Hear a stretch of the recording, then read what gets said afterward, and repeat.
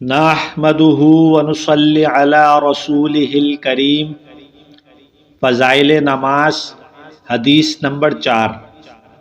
حضرت ابو ہریرہ رضی اللہ عنہ نبی اکرم صلی اللہ علیہ وسلم سے نقل کرتے ہیں کہ آپ صلی اللہ علیہ وسلم نے ایک مرتبہ ارشاد فرمایا، بتاؤ اگر کسی شخص کے دروازے پر ایک نہر جاری ہو جس میں وہ 5 مرتبہ روزانہ غسل کرتا ہو، کیا اس کے بدن پر کچھ میل باقی رہے گا؟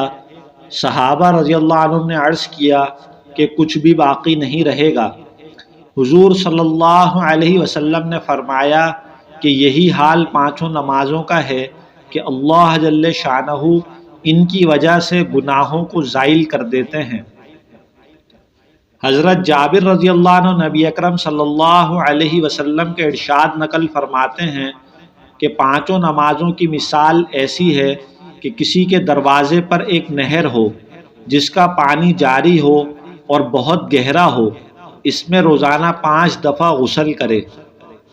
فائدہ: جاری پانی گندگی وغیرہ سے پاک ہوتا ہے، اور پانی جتنا بھی گہرا ہوگا اتنا ہی صاف اور شفاف ہوگا۔ اسی لیے اس حدیث میں اس کا جاری ہونا اور گہرا ہونا فرمایا گیا ہے، اور جتنے صاف پانی سے آدمی غسل کرے گا اتنی ہی صفائی بدن پر آئے گی۔ اسی طرح نمازوں کی وجہ سے اگر آداب کی رعایت رکھتے ہوئے پڑھی جائیں تو گناہوں سے صفائی حاصل ہوتی ہے۔ جس قسم کا مضمون ان 2 حدیثوں میں ارشاد ہوا ہے، اس قسم کا مضمون کئی حدیثوں میں مختلف صحابہ رضی اللہ عنہم سے مختلف الفاظ میں نقل کیا گیا ہے۔ ابو سعید خدری رضی اللہ عنہ سے نقل کیا گیا ہے کہ حضور اقدس صلی اللہ علیہ وسلم نے ارشاد فرمایا، 5 نمازیں درمیانی اوقات کے لیے کفارہ ہیں، یعنی ایک نماز سے دوسری نماز تک جو صغیرہ گناہ ہوتے ہیں وہ نماز کی برکت سے معاف ہو جاتے ہیں۔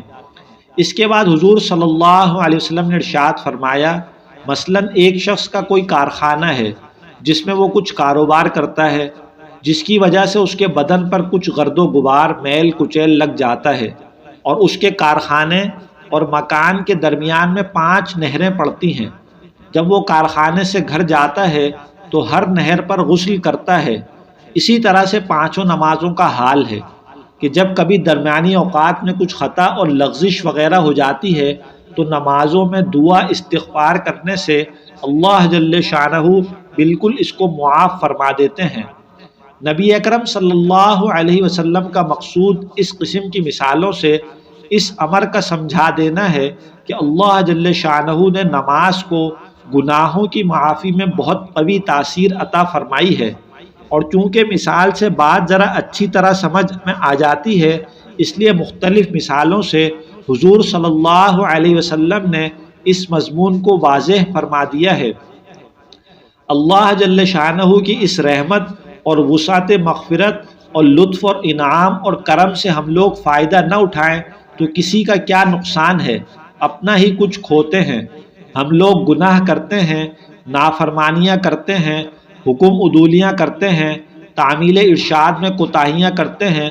اس کا تقاضا یہ تھا کہ قادر عادل بادشاہ کے ہاں ضرور سزا ملتی اور اپنے کیے کو بھگتتے، مگر اللہ کے کرم پر قربان کہ جس نے اپنی نافرمانیاں اور حکم عدولیاں کرنے کی تلافی کا طریقہ بھی بتا دیا۔